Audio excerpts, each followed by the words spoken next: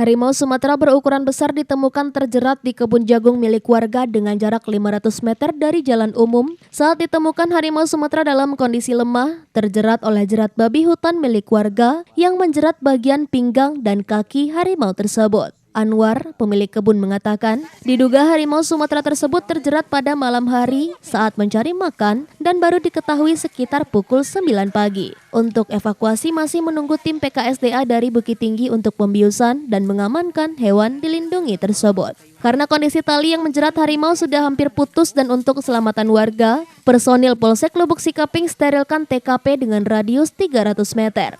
Di atas kan ada apa tuh dari lereng itu kan apa belang-belang. Belang-belang. Penasaran kok apa yang mungkin harimau, selama ini kami nggak pernah nampak harimau kan. Bunyinya pun nggak ada Pak. Nggak ada, begitu kami dekatin, udah mau kami pegang, kepala langsung berdiri. Berdiri kepala. Belum sempat. Begitu berdiri kan, kepalanya mengawum. Ekornya sambil gini kipas-kipasin. Minta bantu dia. Ekornya tuh dikipas-kipasin. Orang dibantu dilepasin. Ada lepasin seorang aja. Turun ke bawah aja keberingatan semua udah. Dari Pasaman, Sumatera Barat, Ari Yohanes, iNews melaporkan.